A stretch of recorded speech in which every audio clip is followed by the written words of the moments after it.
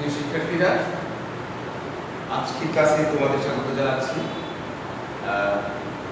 তোমরা গত ক্লাসে আমাদের যে পাঠগুলো ছিল সেই পাঠগুলো নিশ্চয়ই বাসায় ভালো করে কাজ করেছো। আমরা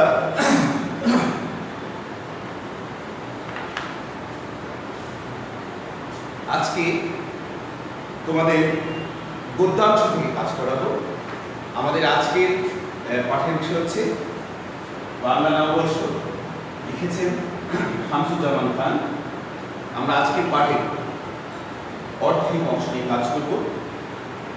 আজকের পাঠে আমরা যাওয়ার আগে আমরা আমাদের রোজকার মতো আমাদের লেখক পরিচিতি নিয়ে যেতে চাই তোমাদেরকে।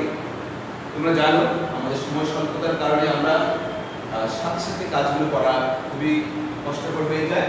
এই জন্য আমরা কিছুটা বোর্ডে কাজ করে রাখি তোমাদের জন্য। শামসুজ্জামান খানের জন্ম 1940 সালে মানিকগঞ্জ জেলায়। পেশা হিসেবে তিনি অধ্যাপনার পাশাপাশি বাংলা একাডেমি, শিল্পকলা একাডেমি, জাতীয় জাদুঘরের মহাপরিচালক হিসেবে দায়িত্ব পালন করেন। তার রচনার সম্ভার খুবই সমৃদ্ধ। আমরা তার রচনার মধ্যে দেখতে পাই নানা প্রসঙ্গ, গণসঙ্গীত, মাটি থেকে মহিলহু, বঙ্গবন্ধুর সাথে আলাপ ও প্রাসঙ্গিক কথকতা, মুক্ত বুদ্ধি, ধর্মনিরপেক্ষতা ও সমকাল, আধুনিক ফোকলোর চিন্তা, ফোকলোর চর্চা ইত্যাদি। অর্থাৎ তার লেখার মধ্যে যে গবেষণা এবং সুচারুরূপে চিন্তার যে বহিঃপ্রকাশ করেছে তা সত্যিকার অর্থেই আমাদেরকে অভিভূত করে।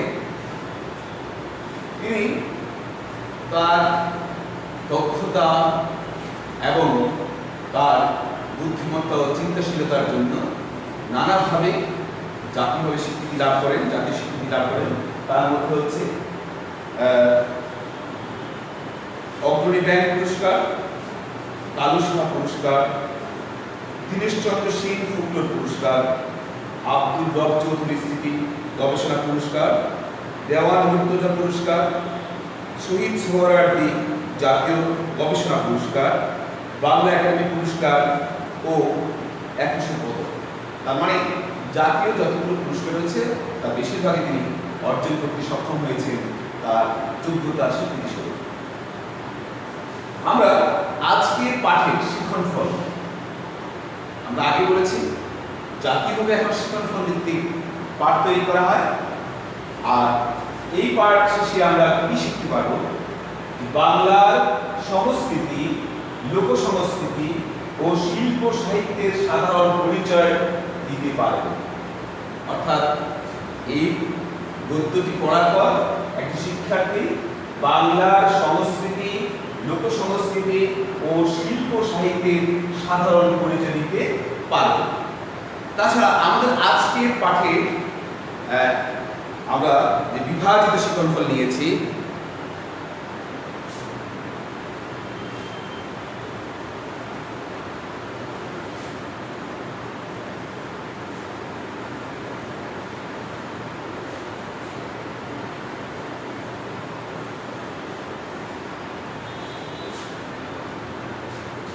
বিভাজিত শিক্ষণফল হিসেবে আমরা নিয়েছি আমাদের আজকের পাঠের যে অর্ধেক আমরা আলোচনা করব সেখানে বিভাজিত শিক্ষণফল হবে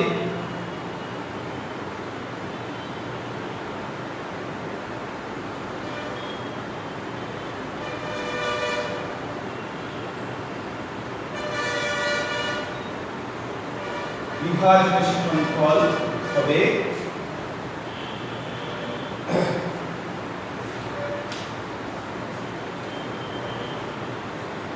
নববর্ষের সম্পর্কে ধারণা ব্যক্ত করতে পারবে। নববর্ষ সম্পর্কে ধারণা ব্যক্ত করতে পারবে। ধারণা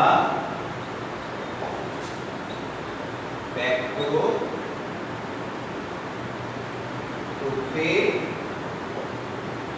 পারে।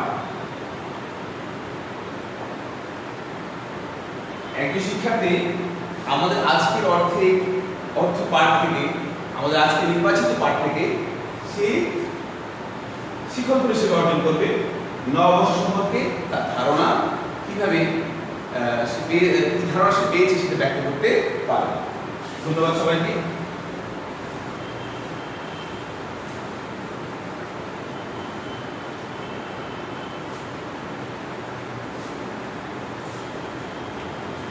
প্রিয় শিক্ষার্থীরা, আমরা আজকের পাঠটা সরাসরি আমরা পাঠটি সরল পাঠ করব এবং এর পাশাপাশি আমি পাঠ বিশ্লেষণ করে ফেলব। যেহেতু পাঠটা কিছুটা বড়, আমাদের সময়ের ভিতরে সেটা সম্পূর্ণ পাঠ করা সম্ভব নয়। এই জন্য আমরা যতটুকু অংশ আমাদের খুবই গুরুত্বপূর্ণ যে লাইনগুলো, সেগুলো আমরা তোমাদের সামনে তুলে ধরবো এবং সেগুলো নিয়ে আলোচনার পর আমরা সৃজনশীল প্রশ্নোত্তরে চলে যাব। বাংলা নববর্ষ, শামসুজ্জামান খান। বাংলা সনের প্রথম মাসের নাম বৈশাখ। পয়লা বৈশাখে বাঙালি নববর্ষ, পয়লা বৈশাখে বাঙালির নববর্ষ উৎসব শুধু আনন্দ উচ্ছ্বাসী না, সকল মানুষের জন্য কল্যাণ কামনার দিন। একে অন্যকে বলি, এই দিনে আমরা একে অন্যকে বলি শুভ নববর্ষ। তাহলে এখানে বলেছে বাংলা সনের প্রথম মাসের নাম বৈশাখ, তার মানে নববর্ষ বলতে বাংলার সাথে বৈশাখের একটা কি আছে, সম্পর্ক রয়েছে। বাংলা নববর্ষে আমরা আমাদের প্রধান জাতীয় উৎসব। প্রতি বছরই এই উৎসব বিপুল মানুষের অংশগ্রহণে বিশাল থেকে বিশালতা হয়ে উঠেছে। পাকিস্তান আমলে পূর্ব বাংলার বাঙালিকে এই উৎসব পালন করতে দেয়া হয়নি। বলা হয়েছে এটা পাকিস্তানি আদর্শের পরিপন্থী। সে বক্তব্য ছিল বাঙালির সংস্কৃতির উপর এক চরম আঘাত। বাঙালিরা সংস্কৃতির উপর এই আঘাত সহ্য করেনি, তারা এর বিরুদ্ধে উঠে দাঁড়িয়েছে, সোচ্চার হয়ে উঠেছে প্রতিবাদে। এভাবে পূর্ব বাংলায় বাঙালির জাতীয়তাবাদ এবং বাঙালির জাতিসত্তা গঠনের প্রক্রিয়ার সঙ্গে যুক্ত হয়ে যায় বাংলা নববর্ষ। তাহলে আমরা এখানে দেখতে পাচ্ছি যে ভারতবর্ষ বিভাজনের পর যখন আমরা পাকিস্তান নামক স্বাধীন রাষ্ট্র পেয়ে যাই, সেখানে কিন্তু বাঙালির সংস্কৃতিকে খুব একটি প্রাধান্য দেওয়া হয়নি, বরং তারা বলেছে পয়লা বৈশাখ উদযাপন পাকিস্তান সংস্কৃতির পরিপন্থী। কিন্তু বাঙালি সেটা কখনোই মেনে নেয়নি এবং তারা এর বিরুদ্ধে প্রতিবাদ করেছে এবং কিভাবে তারা সেটাকে পালন করার অনুষঙ্গ তৈরি করেছে আমরা এরপরে যাচ্ছি। 1954 সালে পূর্ব বাংলার সাধারণ নির্বাচনে মুসলিম লীগ সরকারকে বিপুলভাবে পরাজিত করে যুক্ত ফ্রন্টের সরকার গঠিত হলে মুখ্যমন্ত্রী ও বাঙালিদের জনপ্রিয় নেতা শেরে বাংলা একে ফজলুলের সরকার বাংলা নববর্ষ ছুটি ঘোষণা করে এবং দেশবাসীকে নববর্ষের শুভেচ্ছা ও অভিনন্দন জানায়। কিন্তু সেটা বেশি দিন টিকেনি। যুক্তফ্রন্ট ভেঙে দিয়ে এবং সামরিক শাসন জারি করে তা সাময়িকভাবে রুখে দিয়েছে স্বৈরাচারী পাকিস্তানি সরকার। সরকারিভাবে আর নববর্ষ উদযাপিত হয়নি পাকিস্তান আমলে, কিন্তু বেসরকারিভাবে উদযাপিত হয়েছে প্রবল আগ্রহ ও গভীর উৎসাহ উদ্দীপন। এর মধ্যে সবচেয়ে সুসংগঠিত এবং পরিকল্পিত উদ্যোগ গ্রহণ করে সাংস্কৃতিক প্রতিষ্ঠান ছায়ানট। 1967 সাল থেকে রমনার পাকুড় মূলে ছায়ানট নববর্ষের যে উৎসব শুরু করে স্বাধীন বাংলাদেশে রাষ্ট্রীয় বাধাহীন পরিবেশে এখনো তা জনগণের বিপুল আগ্রহ উদ্দীপনাময় অংশগ্রহণে দেশের সর্ববৃহৎ জাতীয় অনুষ্ঠানে পরিণত হয়েছে। রাজধানী ঢাকা নববর্ষ উৎসবের দ্বিতীয় প্রধান আকর্ষণ ঢাকা বিশ্ববিদ্যালয়ের চারুকলা অনুষদের ছাত্রছাত্রীদের বর্ণাঢ্য মঙ্গল শোভাযাত্রা। এই শোভাযাত্রায় মুখোশ, কার্টুন সহ যেসব সাংস্কৃতিক ঐতিহ্যের প্রতীকধর্মী চিত্র বহন করা হয় তাতে আবহমান বাঙালিত্বের পরিচয় এবং সমকালীন সমাজ রাজনীতির সমালোচনা থাকে। তার মানে আমরা দেখতে পাচ্ছি শেরে বাংলা একটি পয়লা বৈশাখকে জাতীয় ছুটি ঘোষণা করার পর পাকিস্তান শাসক গোষ্ঠী অর্থাৎ পশ্চিম পাকিস্তানে যারা শাসনকর্তা ছিলেন এবং পাকিস্তানে যারা নিয়ন্ত্রণ করতে চাইতেন তারা এটা সহজে মেনে নিতে পারেন এবং এই জন্য তারা যুক্তফ্রন্ট সরকারকে ব্যান ঘোষণা করে। এবং আমরা দেখতে পাচ্ছি যে বেসরকারিভাবে ছায়ানট 1967 সাল থেকে যখন বাকুর বলে রমনার বাকুর বলে এটাকে উদযাপন করে আসছে সেটা কিন্তু এটা পালিত হয়ে আসছে। এবং ঢাকা বিশ্ববিদ্যালয়ের চারুকলা ইনস্টিটিউট নানাভাবে এই দিবসকে প্রতীকের উপরে বা প্রতীকীভাবে প্রত্যেক বছর নতুনভাবে তুলে ধরার চেষ্টা করেন। এতে যেমন থাকে আমাদের সংস্কৃতি, যেমন থাকে আমাদের জাতীয়তা বোধ, তেমনি থাকে সমসাময়িক রাজনীতির দুর্বল দিকগুলো। আমরা বাংলা সন ও নববর্ষ উদযাপনের কথা বলি।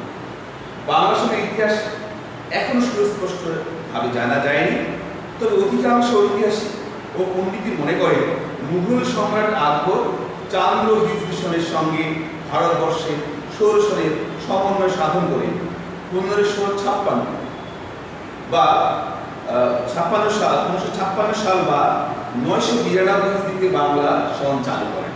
তাহলে আমরা বাংলা সনের ইতিহাস যতটুকু পাচ্ছি সেটা হচ্ছে 1556 সাল বা হিজরি 992 সাল। আধুনিক গবেষকদের মধ্যে কেউ কেউ মনে করেন মহামতি আকবর সর্বভারতীয় যে ইলাহি সন প্রবর্তন করেছিলেন তার ভিত্তিতেই বাংলায় আকবরের কোনো প্রতিনিধি বা কোনো নবাব বাংলা সনের প্রবর্তন করেন।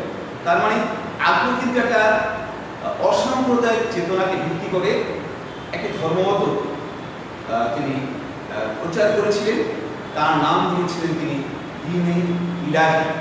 সেখানে সকল ধর্মের ভালো দিকগুলোকে তিনি সন্নিবেশ করার চেষ্টা করেছিলেন। আর এদেশের মানুষের ফসল কাটা, আয়করকে আয়কর সংগ্রহ করা, মানে রাজস্ব সংগ্রহ করা ইত্যাদি জানার কারণে তিনি একটা ক্যালেন্ডার তৈরি করেন, যেখানে আমরা 1556 সাল থেকে যার ইতিহাসটা আমরা খুঁজে পাই। এরপরে বলেছে সেজন্যই একটি সন বা সাল বলে উল্লেখ করা হয়। তাহলে ইলাহি সন থেকে বাংলা সন বা সাল শব্দটি এসেছে। তবে এর মূল উৎস কিন্তু সন কথাটির মূল উৎস হচ্ছে আরবি শব্দ এবং সাল শব্দটির মূল উৎস হচ্ছে ফার্সি শব্দ। এখনো সন বা সালই ব্যাপকভাবে চালু, তবে বঙ্গাব্দ বলেন কেউ। শিক্ষার্থী, আমরা আজকে যতটুকু পাঠ আমরা পড়ে শোনালাম এতটুকুর মধ্যে আজকে আমরা আমাদের সৃজনশীল প্রশ্নটাকে নির্বাহ করার চেষ্টা করি। তোমরা খেয়াল করেছো আমরা যে পাঠটা নিয়েছি এখানে কতগুলো তথ্য রয়েছে। এখানে রয়েছে বাঙালির ঐতিহ্য হিসেবে পয়লা বৈশাখ, একটা রয়েছে আমাদের বাঙালির ঐতিহ্য, তারপরে আমরা পাচ্ছি পাকিস্তান রাষ্ট্র গঠনের পর সেই ঐতিহ্যকে মুছে দেওয়ার একটি প্রচেষ্টা, এটাকে আমরা বলতে পারি স্বৈর শাসন।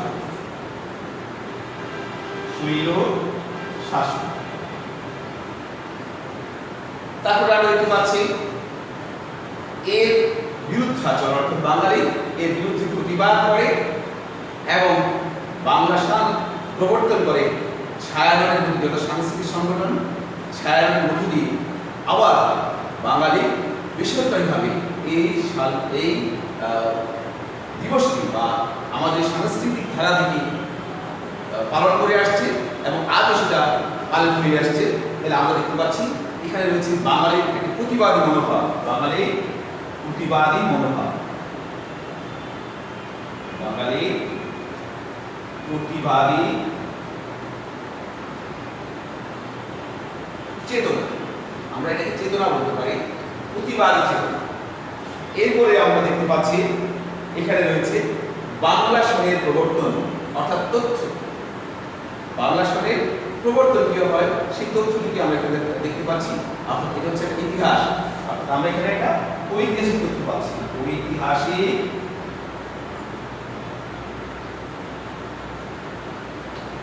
তথ্য। তাহলে আমরা এই গদ্যটির মধ্যে আমাদের আজকের পাঠের মধ্যে আমরা এই চারটি বিষয়কে অবলম্বন করি এবং এই চারটি বিষয়ে যখন আমরা ভালো করে বুঝতে পারবো আমাদের সৃজনশীল প্রশ্নের উত্তর দেওয়াটাও সোজা হয়ে যাবে। শিক্ষার্থী বন্ধুরা, এবার আমরা চলে যাচ্ছি সৃজনশীল প্রশ্ন।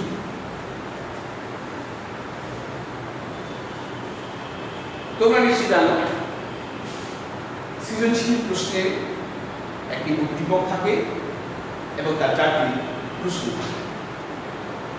যে শিক্ষার্থীরা প্রশ্ন তৈরি করতে পারবে সেই শিক্ষার্থীদের কাছে উত্তর করাটাও খুব সহজতর। আমরা জানি আমাদের এখানে প্রশ্ন হচ্ছে জ্ঞান, জ্ঞান এক অনুধাবন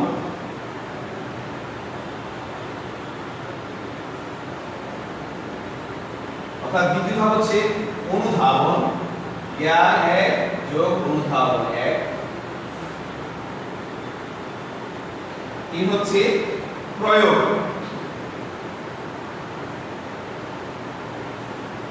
প্রয়োগের প্রশ্নের উত্তর করতে গিয়ে আমাদেরকে খেয়াল রাখতে হবে জ্ঞানের একটি বাক্য দিতে হবে উত্তর হিসেবে, অনুধাবনের একটি বাক্য রাখতে হবে উত্তর হিসেবে এবং সেখানে প্রয়োগের একটি বাক্য থাকবে, প্রয়োগের উত্তরটি দিতে হবে এরপরে। তার মানে জ্ঞানের জন্য এক, অনুধাবনের জন্য এক এবং প্রয়োগের জন্য আমরা 1 নাম্বার পাচ্ছি। চার হচ্ছে উচ্চতর চিন্তন দক্ষতা।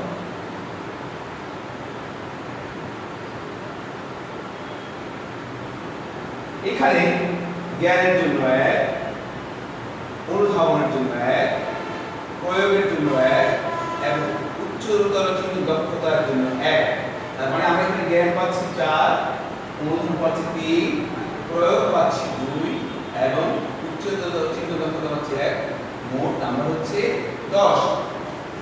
এখন আসলে আমরা কিভাবে এই উত্তরটা খোঁজার চেষ্টা করব। জ্ঞান আমাদের পাঠের যতটুকু অংশ আছে পুরোটাই জ্ঞান, আমরা যেটা দেখতে পাচ্ছি এবং যেটা স্মৃতিতে নেওয়া যায় সেটা হচ্ছে আমাদের জ্ঞান।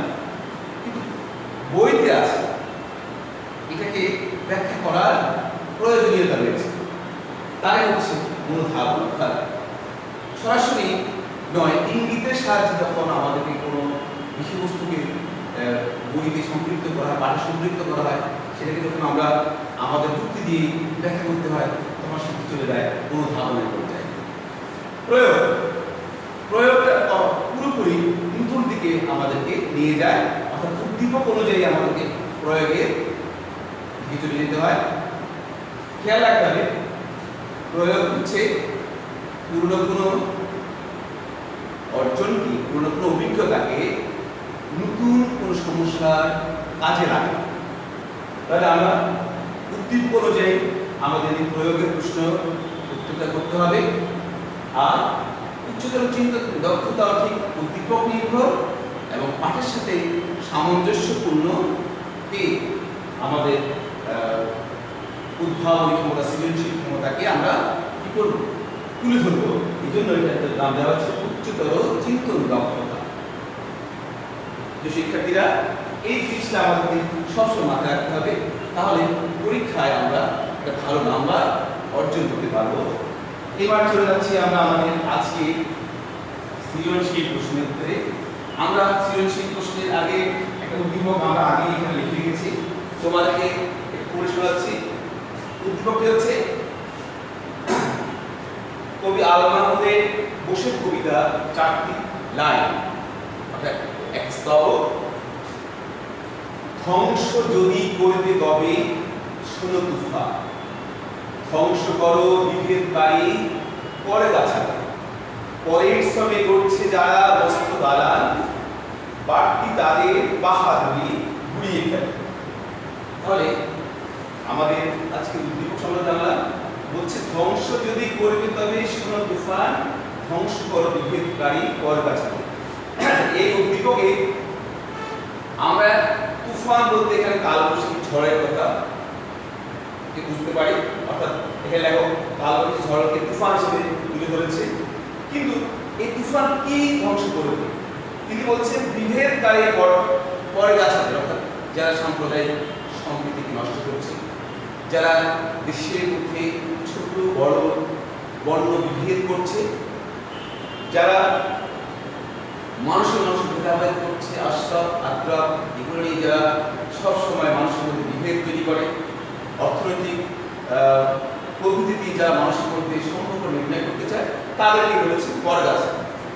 পরের শ্রমে করছে যারা মস্ত দালান, অর্থাৎ যারা শ্রমিক দিনমজুর খেটে খাওয়া মানুষ, যাদের হাতে আমাদের সকল সৃজনশীলতা, তাদেরকে বলছে পরের শ্রমে করছে যারা মস্ত দালান, বাড়তি তাদের বাহাদুরি ঘুরিয়ে ফেলে। দেখা যায় যারা তৈরি করে, যারা সৃজন করে, যারা উৎপাদন করে, তাদের মূল্যায়ন আমাদের সমাজে একেবারেই নিচে, নিম্নগামী। আর আমরা যারা অন্যদেরকে খাটিয়ে তাদের শ্রমকে মেধাকে আমাদের কাজে লাগাই, আমাদের সাফল্যের চাবিকাঠি হিসেবে তুলে ধরি, বাহাদুরি করে, বলছে ওই তুফান এসে যেন এই বাহাদুরিকে পুড়িয়ে ফেলে। তার মানে আমাদের আজকের বাংলা নববর্ষে মূল নির্দেশের কিছুটা অংশ এখানে হয়তো আমরা খুঁজে পাবো। আমরা প্রশ্ন তৈরি করার পর আমরা এর উত্তর খোঁজার চেষ্টা করব। এখন প্রশ্ন হতে পারে জ্ঞানের প্রশ্ন কেমন হবে? জ্ঞানের প্রশ্ন হচ্ছে, আমার বইয়ে থাকা যে কোনো একটি শব্দ, যে কোনো একটি তথ্যকে আমরা যখন প্রশ্নকারী নিয়ে আসি তখন তাকে বলা হবে জ্ঞান। আমরা প্রথম প্রশ্নটা নিচ্ছি এখানে জ্ঞানের।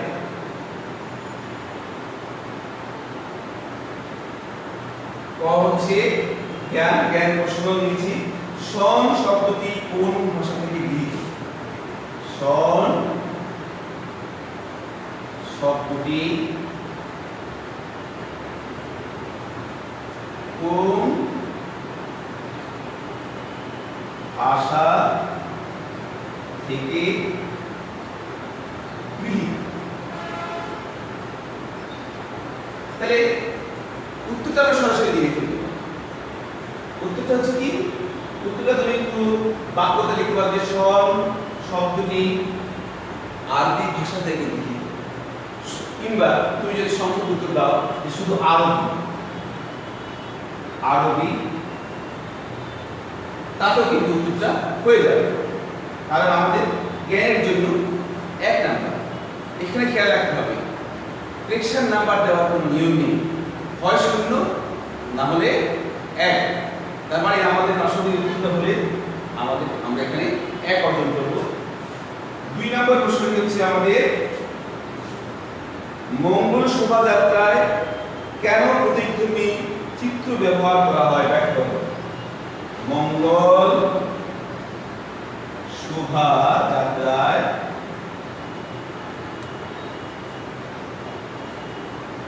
কেন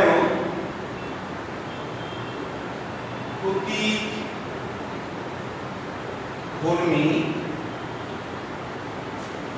চিত্র ব্যবহার করা হয়?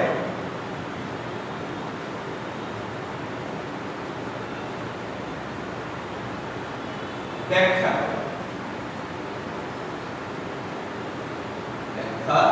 করো। তাহলে আমরা দেখতে পাচ্ছি এখানে মঙ্গল শোভাযাত্রার কথা রয়েছে। তাহলে আমরা যখন এই প্রশ্নটার মধ্যে কি আছে কিছু ব্যাখ্যা করার ব্যাপার রয়েছে।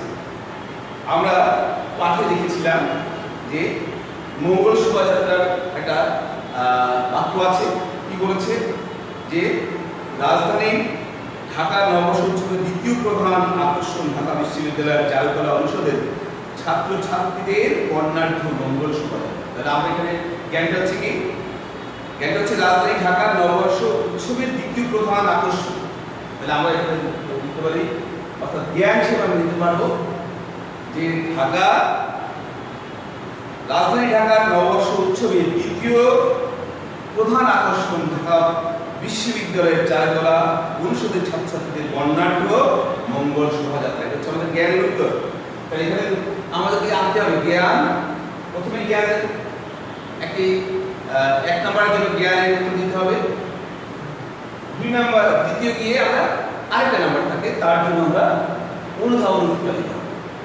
এখানে সর্বোচ্চ 4 বাক্যের উত্তরটা হলেই আমরা আমাদের সময় মতো প্রশ্ন উত্তরটা শেষ করতে পারবো।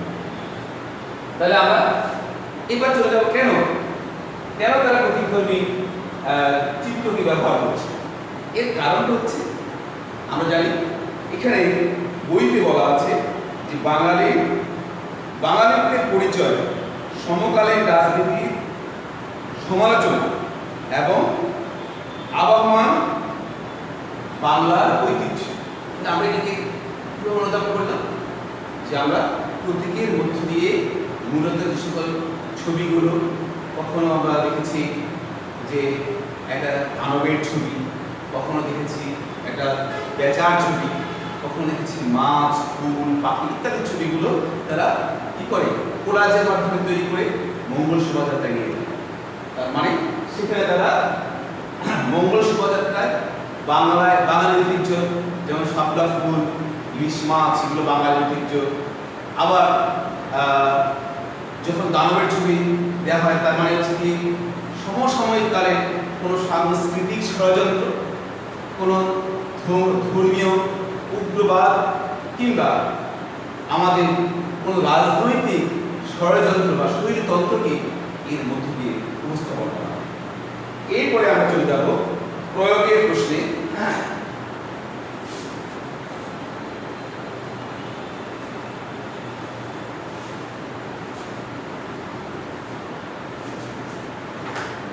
প্রয়োগের প্রশ্নে আমাদেরকে চলে যেতে হবে একবারে একটি নতুন দিকে যদি আমরা মনে করতে না পারি তাহলে বোঝা যাবে যে আমাদের ওই প্রয়োগের প্রশ্ন উত্তরটা অসম্পূর্ণ থেকে যাবে। এখানে লিখেছি আমরা উদ্দীপকের সাথে বাংলা নববর্ষ প্রবন্ধের কোন দিকটি সাদৃশ্যপূর্ণ তুলে ধরা হয়। উদ্দীপকের সাথে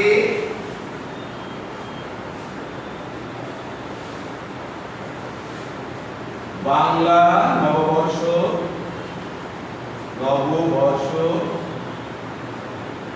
প্রবন্ধের কোন দিকটি সাদৃশ্যপূর্ণ তুলে ধরে।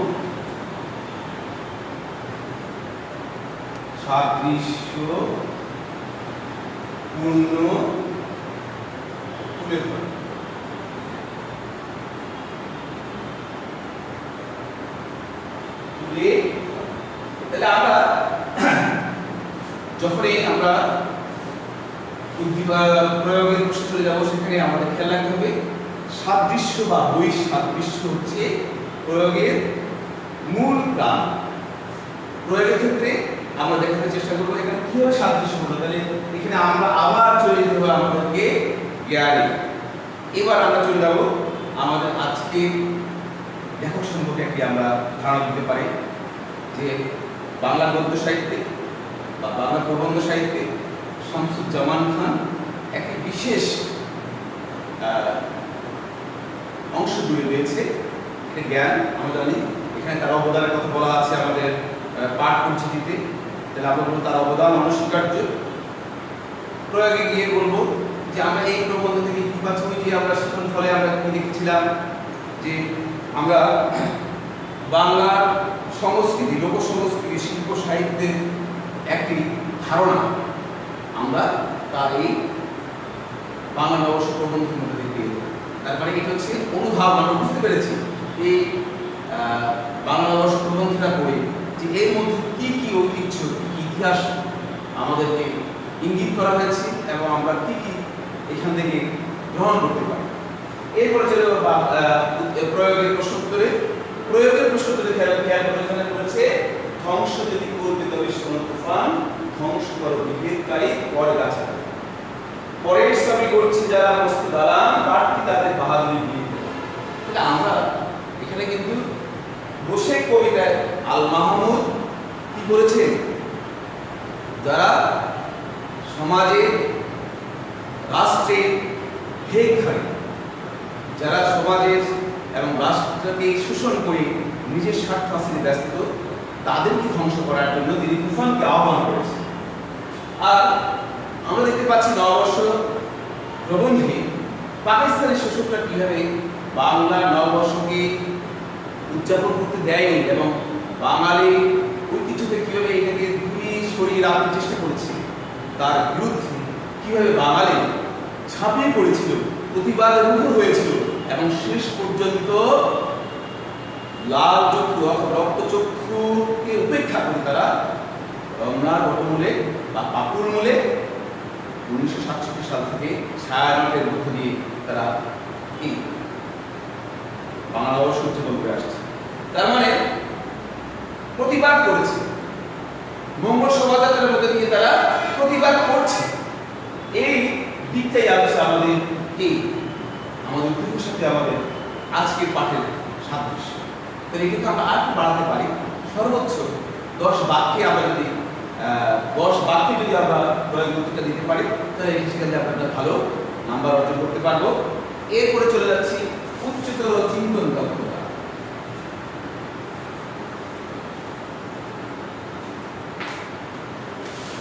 উচ্চতর চিন্তন দক্ষতা 6 নম্বর প্রশ্ন আমাদের, বসে এবং বাংলা নববর্ষ দুটোর মধ্যে গভীর যোগসূত্র থাকলেও এর ভিন্নতা প্রকট কিভাবে আলোচনা করব। বসে এবং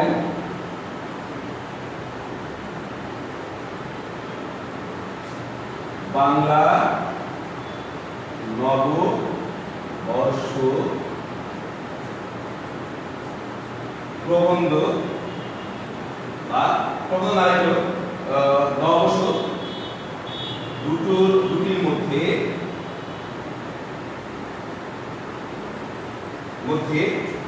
গভীর যোগসূত্র থাকলেও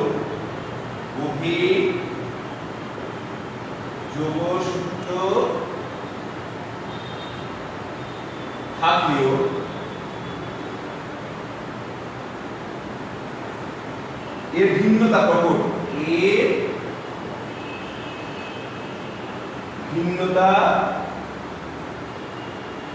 প্রকট,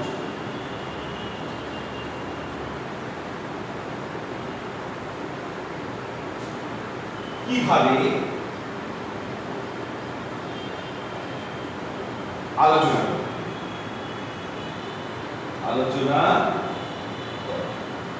তার মানে আমাদের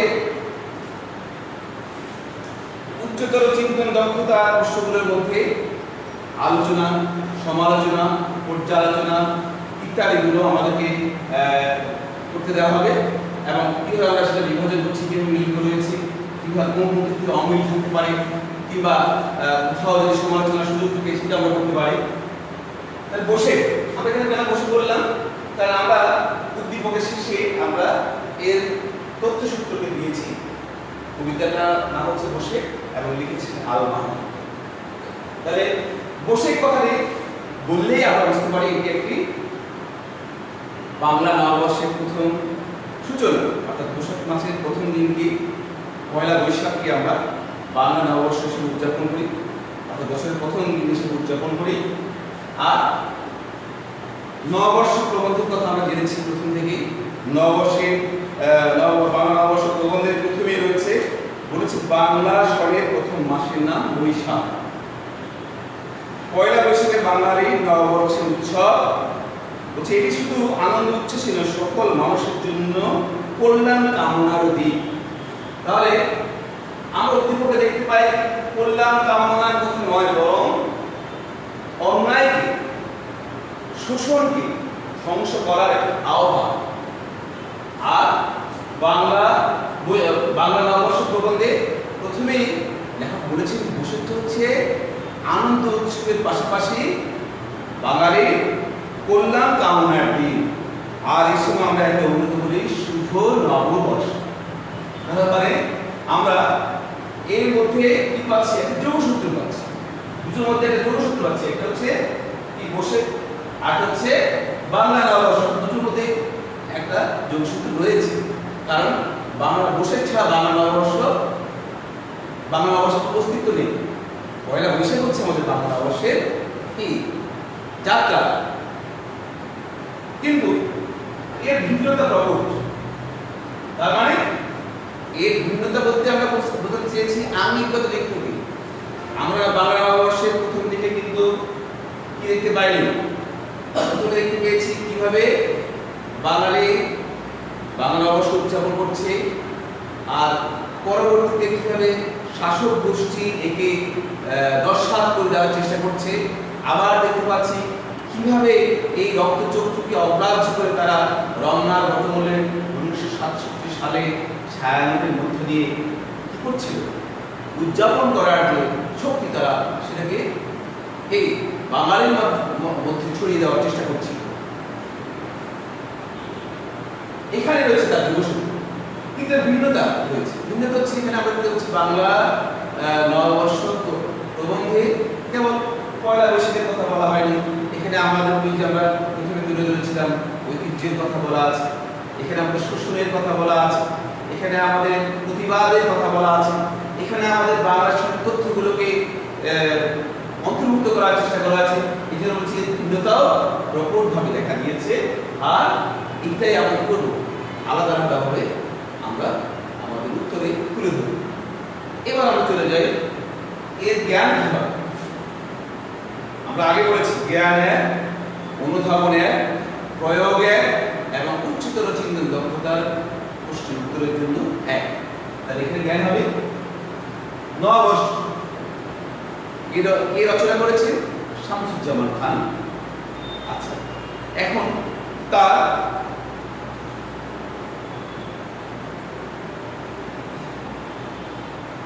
আমরা কিছুটা পাঠ পরিচিতি চলে যাই।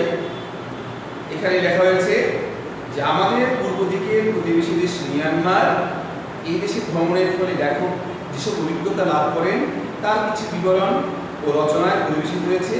মিয়ানমারের দুঃখিত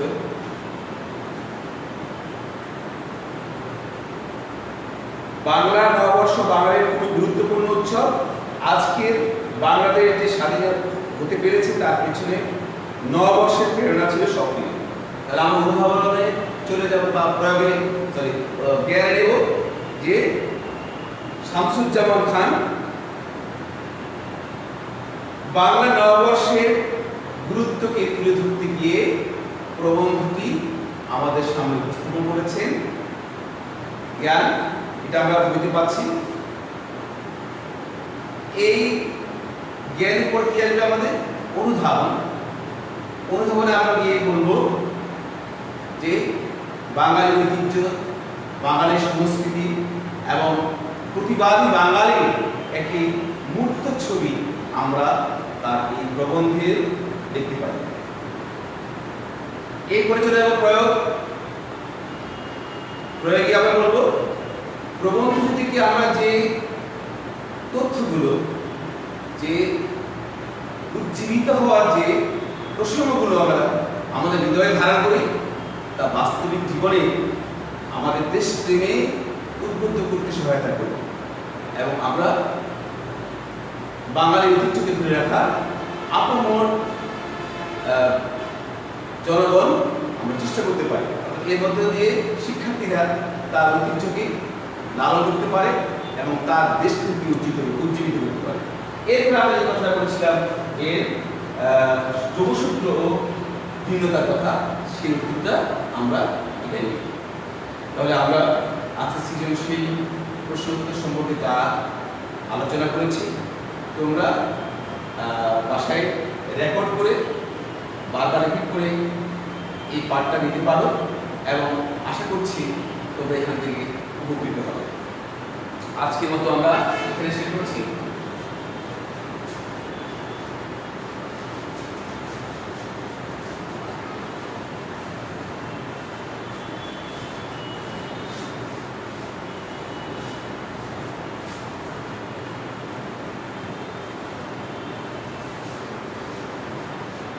আশা করছি সবাই বাসায় ভালো করে চর্চা করবে এবং আজকে আমাদের সৃজনশীল প্রশ্নটা লিখিয়েছি সেটা বাসায় লিখে স্কুলে দেখানোর চেষ্টা করবে।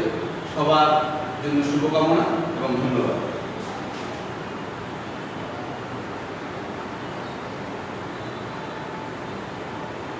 সবাই ভালো থাকো। আল্লাহ হাফেজ।